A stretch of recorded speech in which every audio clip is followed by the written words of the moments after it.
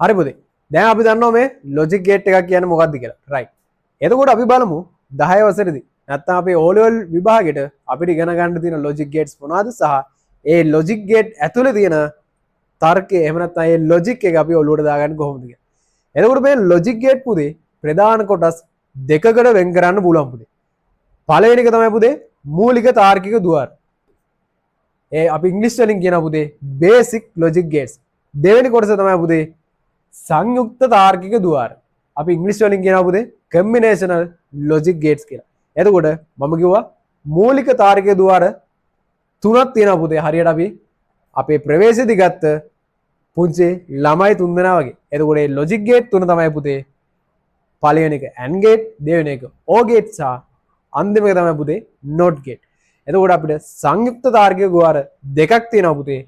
ඒ දෙක තමයි පළවෙනි එක NAND ගේට්, දෙවෙනි එක NOR ගේට්. රයිට්. දැන් පුතේ අපි පඩල ගන්න නැතුව සරලව මේ එක එක ගේට් එකක් හිමීට තේරුම් ගමු පුතේ මේ එක එක ගේට් එකක් ඇතුලේ තියෙන ලොජික් එක මොකක්ද සහ මේ ගේට් එකක් කොහොමද නිර්මාණය වෙලා තියෙන්නේ කියලා.